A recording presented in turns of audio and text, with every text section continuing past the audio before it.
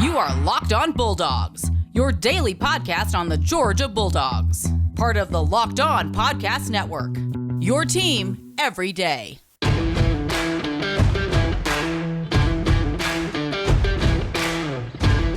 Hello and welcome to Locked On Bulldogs here on Locked On Podcast Network, your team every day. Today's episode is brought to you by Netsuite. We'll get to them in a second. And also brought to you by the man, the myth, legend, Brooks Austin. How you doing, Brooks? I'm doing well, man. I got to tell you, I try to consider all my product pretty professional. That intro y'all got, that thing's hitting. That little graphic, I know it's probably way above your head and way above your pay grade, but that thing slaps. They're doing it right. It really does. Every single time that comes on, I bob my head a little bit every single time.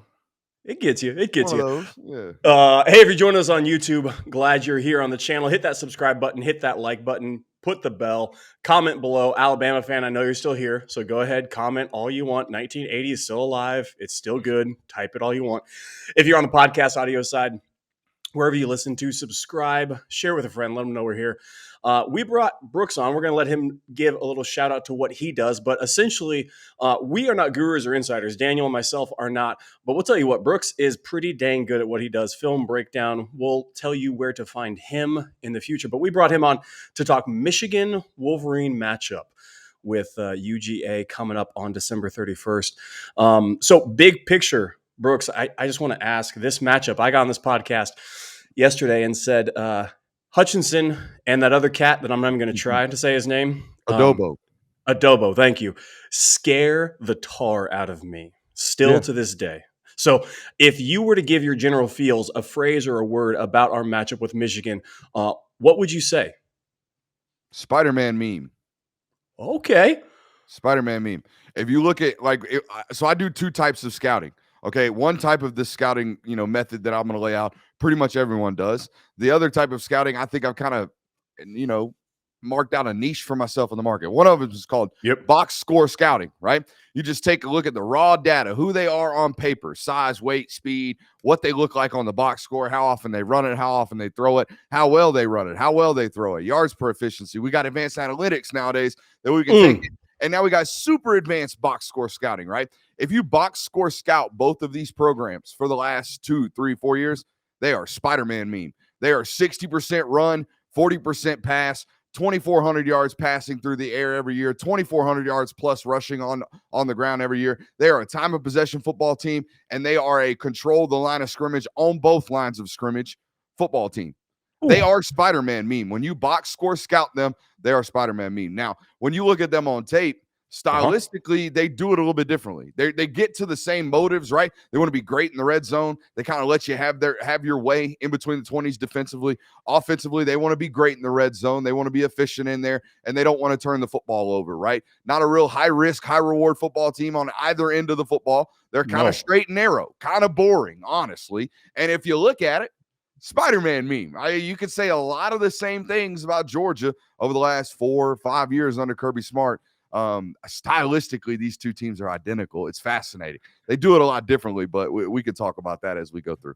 See, now that's really wild. I think that last little segment to that, because a lot of Georgia fans are going to hear that and just get absolutely heated because they hate Jim Harbaugh. They hate Michigan football. They hate 3 yards in a cloud of dust. But I think what you're saying is there's like 4 Georgia guys on that roster or on that staff. Okay. They have picked. That's also why Georgia fans, I think, should hate Michigan. They've stolen some of your high quality GAs now. Some of your high-quality grad assistants that work a lot behind the scenes that you don't really know a lot about. They end up at Michigan, and then they revitalize and revamp their recruiting department. You start seeing them get a little, better in terms of recruiting in the Southeast. All these things start to change. Those are SEC coaches and NFL coaches on that staff up there in Michigan. They're really well coached, and they got some dudes, man. They got some dudes. Look, this is why I'm saying a lot of Georgia fans running their gums, which I don't understand because didn't we learn our lesson SEC championship, y'all? I learned my lesson. No, we didn't. Okay, good. I'm glad to hear that.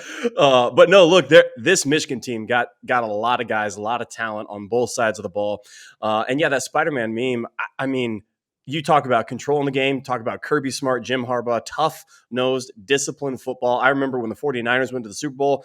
I said this yesterday on the pod. Look, he had a good team, and I think they ran it like 46 times a game you know? Yeah, it was Kaepernick days. They were doing a bunch of spread option, RPO, counter quarterback counter power type stuff. They've been the hardballs in general, even back to days at Stanford. Think about that, right? When he had Toby Gerhart and all those guys. They were going 13 player personnel and just running the piss out of the football for 4 quarters. I mean, this is what this dude does, controls the line of scrimmage and recruits big people. And if you look at them defensively along that defensive line, man, I counted, I think, 12 bodies. I got 12 different guys they played on 4 positions on that defensive line, all of which average about 6'4", 290 pounds. Like, even their defensive ends, man, Aiden Hutchinson, people see him as an edge rusher, which he is. He's 6'6", 265 pounds. That is a massive, massive NFL defensive end. Adobo, the guy that they dropped, they let him cover. I watched today multiple clips of him covering tight ends, running down the seam, doing it effortlessly. He does so at 6'5", 255 pounds. Look, that's not natural, y'all. No. And it's also like, I get a lot of SEC bias. A lot of people look at stuff and they say, oh my God, well, the SEC. I'm here to tell you, Georgia doesn't have either of those guys physically on the roster. The good news is they got them coming. Like that, you see, they're changing things now, right? Marvin Jones, 6'6", 230, guy they just signed in 2022. Michael Williams, 6'5" or north of it, 250 pounds, 245 pounds as a senior in high school. And then you got Darius Smith down there from Appleton County. He's 6'6", 230 as a senior in high school. These guys will get better. They will look like this in a couple of years, but Michigan's got them now. They have them now. They are very, very big up front, and they can move, okay? So it's not just, oh, my God, they're big. Show me how fast they are. We play in the SEC. Can they handle the speed? Yeah, they handled the speed pretty daggone well against Ohio State, a team that can run as well. Look, y'all, if you haven't reached for the buckets yet, I'm glad that you have the order in. Get them in. We got supply chain demands. Maybe they'll be here by New Year's. I'm just telling you, this is not going to be a lot of folks out here, 31, 17, whatever. Look, this team can play. They're here for a reason, guys. It's not just me. It's not a run for the hills moment though, because when I look at Kirby Smart's tenure at Georgia, you can do whatever you want. We can talk about your roster, how well you played through 12 or 13 games in the Big Ten. You're a Big Ten national champion or, conference champion. Yep. Stylistically, when teams come into Georgia or when teams face Georgia and they do the same stuff, like where they try to play physical, they try to control the line of scrimmage. They don't do it modernly and explosively. They don't make you throw it 45 times on your end of the football, right? Kirby Smart's pretty much undefeated in those matchups. Think about it. He's won 85% of his games. He's 8-8 in regular season football games in which his opponents make him throw the ball 30 times or more. Michigan ain't gonna do that. They're not gonna. Georgia might not get 50 snaps offensively. I think this is a 45, 50 snaps offensively for both teams, 90 total snaps. Okay, get out and play a really, really quick physical football game. That's what I think this one shapes up like, honestly. That's good news. Yeah, I think people forget, like, Kirby can play, and he plays in these games really, really well. We're going to come back after this and let Brooks talk a little bit about maybe something on the offensive side of the ball and the defensive side of the ball and give us some more about that. But first, I want to let you know about Prize Picks. Bowl season is here, Georgia fans. I've been telling you about Prize Picks. If you still haven't signed up, what are you waiting for? In addition to college football action, Prize Picks makes college basketball more exciting, which we need a lot of that at Georgia. Prize Picks is daily fantasy made easy. It's a leader in college sports daily fantasy, offers more college football and basketball props than anyone in the world, and offers all the star players as well as Power 5 and mid-major players you may not have heard of. Prize Picks offers any prop you can think of. In basketball, you can play points, rebounds, assists, threes made, and more. All the users right now, go over to prizepicks.com, put in promo code LOCKEDON, and get up to $100 match deposit. You put $100 in, they'll match it up to $100. You pick 2 to 5 players over under the projections. You could win up to 10 times any entry. Don't hesitate. Check out prizepicks.com. Use promo code LOCKEDON. Go to the App Store and download the app today. Prize Picks is daily fantasy made easy. I want to also let you know about Netsuite. This is it. The putt to win the tournament. If you sink it, the championship is yours. But on your backswing, your hat falls over your eyes. Is this how you're running your business? Poor visibility because you're still relying on spreadsheets and outdated finance software. To see the full picture, you need to upgrade to NetSuite by Oracle. NetSuite is the #1 cloud financial system to power your growth. With visibility and control of your financials, HR, inventory planning, budgeting, and more, NetSuite is everything you need to grow all in one place. With NetSuite, you can automate your processes and close your books in no time while staying well ahead of the competition. 93% of surveyed businesses increase their visibility and control after upgrading to NetSuite. Over 38,000 businesses already use NetSuite. For the new year, NetSuite has a new financing program for those ready to upgrade. netsuite.com/locked. Head to netsuite.com/locked for the special one-of-a-kind financing offer on the #1 financial system for growing businesses. netsuite.com/locked. You can do it, brother. We did it, man. Lord. Good You're a good reader. All right, here we go. Brooks, you talked about this SpiderMan meme, but also Georgia's not going to have to throw 35 times a game, that Kirby does really well against these teams. And yeah, if you're going to tell me which coach and which team is going to be more physical at the point of attack, I'm going to take Kirby and Georgia every single time. Like, there's no doubt about that. But at the same time, they also have explosiveness on their offensive running backs. They got a lot of that. So what advantage? So we'll get to their offense in a second, but on our offense, what advantage do we have on the offensive side against Michigan's D? Yeah, so I mean, to be honest with you, I have thought that Georgia's pass protected really, really well this year. I thought there's been some room for massive improvement in terms of, run game blocking. Pushing guys off the line of scrimmage. I don't think they've really controlled or gotten a major push on a consistent basis this year, but they have pass blocked their backsides off, I think, offensively. And a lot of that, I mean, I think they were top 6 or top 5 in the country in sacks allowed. A lot of that has to do with your coordinator, right? Moving your quarterback, always rolling him, play action in him, booting him, doing all kinds of good stuff. It has a lot to do with him, but it also has a lot to do with your quarterback. Even when pockets collapse, he's able to make some plays with his legs. But, I mean, I don't know if there's one specific area where I look at it and say, Georgia's got them beat here. I will tell you that they run a lot of man coverage, but they run a lot of NFL concepts, which NFL concepts defensively might, maybe confuse college coordinators, like a guy like Ryan Day, for example, right? A guy that's run a whole bunch of RPO and a whole bunch of, screen game and a whole bunch of bubble type stuff and a whole bunch of stuff in the flat with smoke and mirrors to disguise you and then hit you with some deep crossers and some verticality.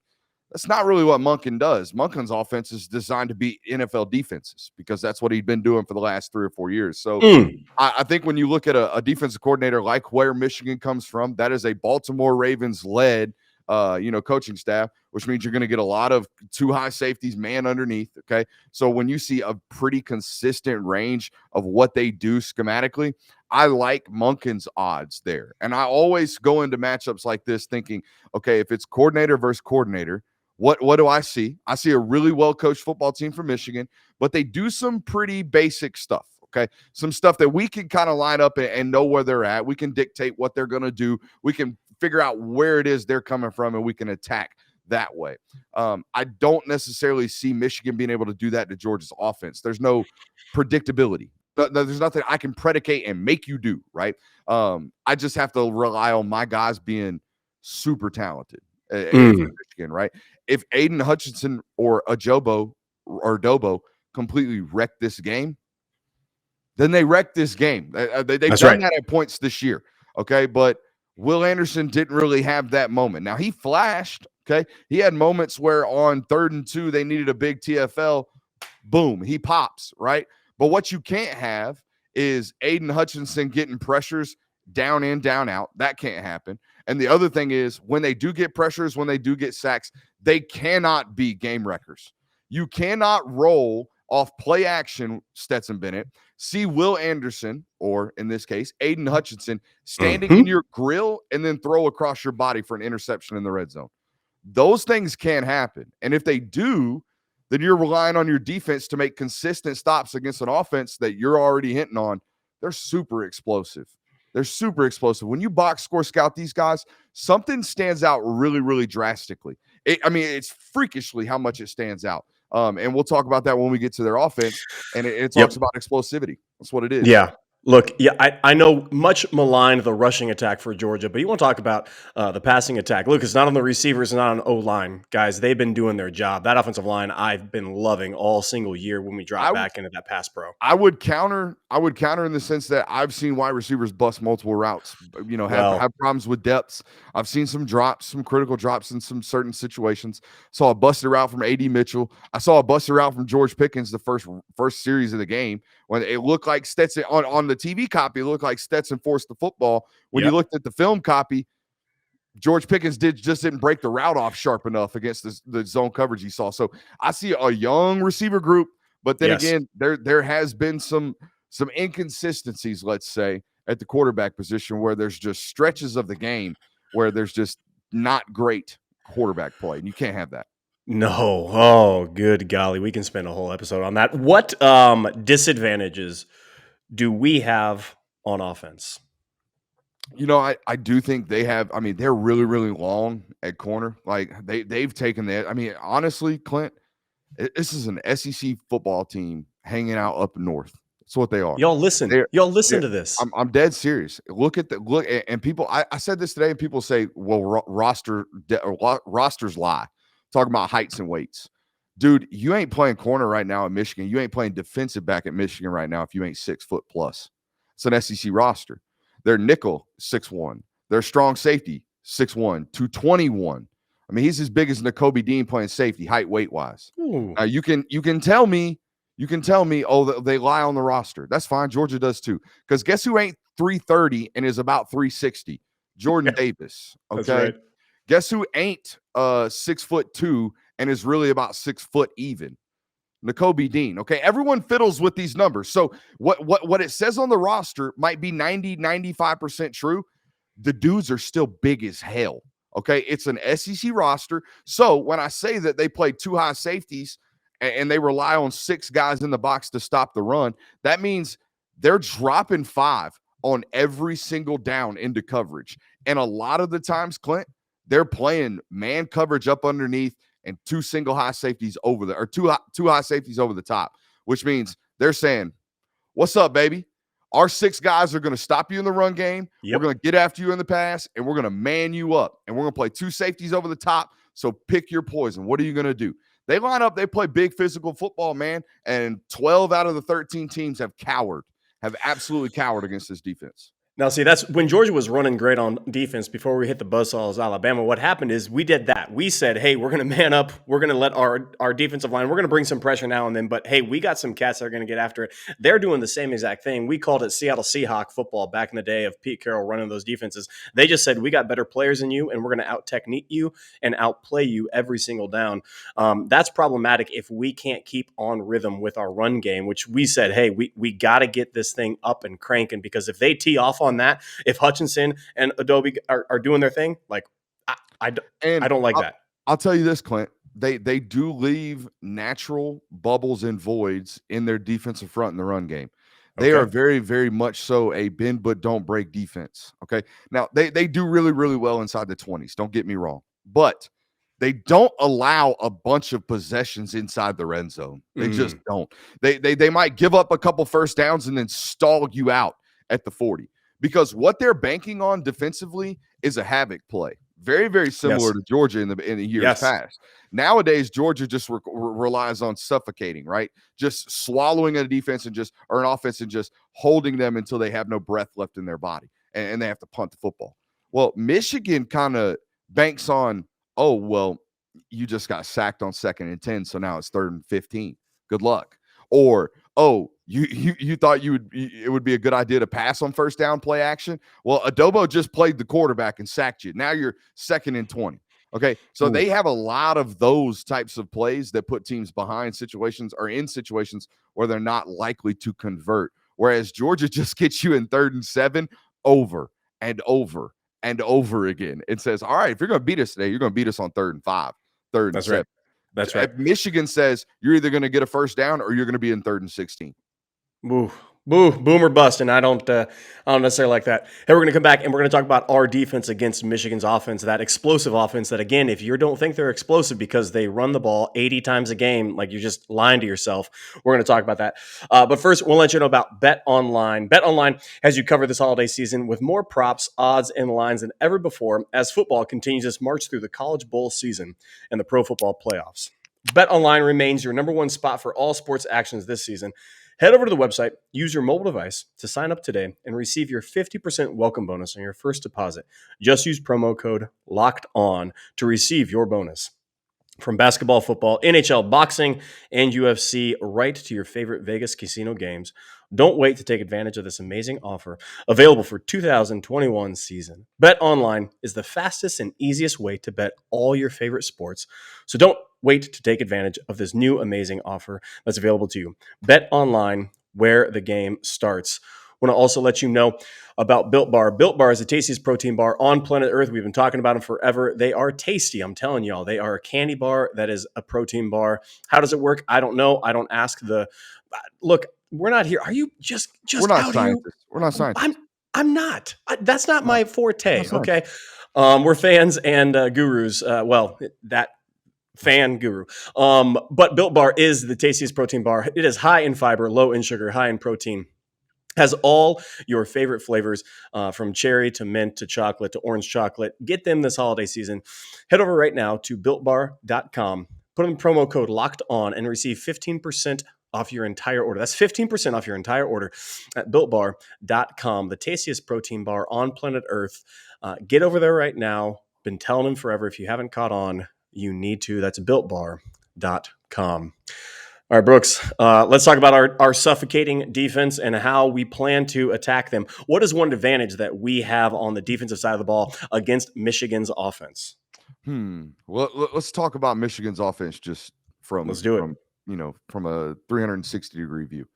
So they're 60% run, 40% pass, but yet they're top 7 in every advanced explosive data metric you can possibly find. So very similar to Georgia. Georgia runs the ball, I think, 57% of the time this year per data. And they're top 5 in EPA and all these advanced analytics in terms of explosive data metrics. What does that tell me? That tells me your offensive coordinator is pretty damn good at whatever he's doing. Mm-hmm. Okay? If you can remain explosive, turns out their offensive coordinator won the Broyles Award for the best assistant coach in college football. So that's something. He kind of knows what he's doing. And I think, and what I wrote here, I'll be honest, I've only box scored scout them. I have not looked at offensive film yet. And here's what I have after I looked at all these notes, right? They have 451 yards per game. That's 18th, 228 passing yards, 67. So they don't throw it a bunch. We know that. 223 rushing yards per game. That's top 10. 6.4 yards per play. Here comes the explosive metrics. That's top 15. Here we go. Okay. 1.26 OFEI, which is basically an explosive data that collects all of the explosive metrics and makes them into basically a whole number. And they're 4th in the country in that. So bottom line, what I wrote down was they're a run-based offense that is explosive. They must be schematically special, which they are. They are. In the run game, they're far more creative than a lot of teams, okay? Which, again, the history of Jim Harbaugh would tell you that that's what they're going to do, okay? They're going to get in a lot of I formation stuff. And again, this is me from a distance looking at them. When their explosives hit, looks like they're in I form, 2 tights, like just coming downhill. You know, they ain't doing no east and west stuff. Like they're playing big boy football. They're coming downhill, but they're doing it with a bunch of pin and pull stuff, using angles up front on the offensive line, allowing counters, powers, things like this for athletic big guys to be in space blocking smaller athletic guys. Okay. So big bodies on little bodies, hats on hats, open space. I saw a bunch of 70, 75-yard touchdown runs this year from Michigan, which you guys know, if you're watching right now and you're a Georgia fan, if you're listening right now and you're a Georgia fan, your butt's been running the football 60% of downs for 5 years. And when was the last time you saw an 80-yard touchdown run? Okay? That's exactly right. When was the last time you saw a 75-yard touchdown run? So it tells me wide receivers block their ever-loving backsides off on the backside, okay, and on downfield, okay? And they're getting a lot of running backs running into wide open spaces where all they've got to do is one-on-one with the safety and make guys miss. And that's hard to stop unless you're committing a bunch of hats to the box. And I think that's what Georgia ends up doing. I don't think I look at a roster like Michigan's and say, oh man, is there a wide receiver I'm terrified of? I don't see one of those, nor am I really worried about Cade McNamara. No offense, Cade. If you're watching tonight, it's offense from me. I give you offense because I'm not scared of you one bit. He won't. That's exactly right. This wide receiver group, the guy that did scare you, he's gone for the year. He was gone for the year after game 1. That was the cat that can ball, can play. He's not there anymore. This running back, the top 2 running backs are skilled and talented. And if you're telling me, again, y'all hear that fourth in explosiveness. Fourth in explosiveness. That tells you something. Guys, like, this is not dink and dunk. This is not wishbone. Like, we can make fun of it all we want. I mean, dude, they have like per NCAA media and per NCAA voting, they have the best offensive coordinator in the sport this year. There you go. There it is. Like, however they do it, it doesn't matter. The guy's pretty damn good at it. Like, they're scoring 37.7 points per game and controlling time of possession. They're doing what Georgia, again, SpiderMan Meme. They're doing what Georgia's been doing. Top 20 in offense, top 10 in efficiency. Let's just be really, really efficient and explosive at times. Let's take our shots when we need to. We're not going to run 90 plays a game like Ohio State. We're not going to run 85 plays a game like even Alabama. We're not going to do it that way. We're going to run 75 plays a game. We're going to be extremely, extremely efficient the entire game. No negative plays. Always staying ahead of the sticks. And when we need our shots and we need to take our shots, by God, we're going to execute on our shots. That's how these two teams play offense. Whereas other teams play it like the Steph Curry and the Warriors model. We're just going to put up 100 threes today. Yeah. We're going to put up 100 threes today, and if we hit 90 of them or if we hit 80 of them, we beat you by 100. And if we only go 50% today on our threes, we still beat you by 20. You know, like, that's the way they've shifted the model. Michigan and Georgia are still playing it in the old school model, the NFL model, to be honest. That's right. That's right. That's exactly right. Offensive coordinators, guys, coaching matters a lot, not just the head cat, but coordinators matter a whole great deal. There's a whole lot of assistants over there now who are born and bred SEC. Bring that blood with them. All right. So our defense against their offense, we need to try to suffocate them on these explosiveness, on these plays and that sort of thing. Where's a weakness that we don't match up well against Michigan's offense? Sorry. A weakness? A weakness on our defense against their offense. I think Georgia's really shown a weakness defensively this year up until Alabama. And the only weakness was, hey, let's just like not blow coverages on third down. Can we just like not do that? Like, I didn't see any major deficiencies. There wasn't one specific player getting beat. It was Lewis Seam busted coverage here. Latavius Burnett, whatever it is. So another guy busted coverage here. Devontae Wyatt falls down while, spying the quarterback. Yeah, Trayvon Walker doesn't wrap correctly. I mean, it was just one after, like, things they hadn't done all year. Didn't really make a whole bunch of, like, mental mistakes for damn sure. Georgia defensively did not make a single mental mistake all year, it looked like on tape. Like, no busted coverages at all, period. Not one. You can't find one on tape until Alabama. And then it's like they had 4 of them in a half. Like, it just, to me, one quarter, just the second quarter. One quarter. To me, it doesn't seem sustainable to think that that's like the new standard. Like, those things won't get fixed because they will. So I like, when I'm looking at Georgia's defense, the weakness I would think is like, yeah, I mean, if you get them in empty, you might be able to pick them apart for 400 yards, but you're going to have to throw it 45 times, 50 times. Like, if you want to do that, that's fine. But yeah, how many teams can do that? How many teams have Bryce Youngs to get into empty and say, oh, well, all right, 9, here we go, baby. You gonna have to beat them. If we win today, you throw it 45 times for 450 yards and 4 tutties and don't turn it over. Go home, bud. Like, I don't see there are no weaknesses in terms of what Michigan does. You know how explosives happen, Clint, in the run game? Not only great receivers blocking downfield, not only like offensive linemen dominating the line of scrimmage. A lot of the times, explosives like that in the run game come from busted assignments in run defense, right? Not being in the correct gap, right? Not having correct eye discipline, not having correct gap discipline. You've been a Georgia fan long enough. how many times have you heard those keynote terms and coach speak terms in pre and post game press conferences from your head coach? It's what they eat, sleep, and breathe at Georgia. If Georgia, that's another one. We haven't seen Georgia rush for a 70-yard touchdown in a long time themselves, but when's the last time you saw them give up one? Yep. I mean, seriously, when was the last time you saw somebody take off on Georgia for 85 yards, 70 yards? It just don't happen because they're really, really gap sound. That's exactly right. And again, Kirby preaches this. This is his model. This is his mentality. He is a trench first guy. He is a control the run game. You control everything else.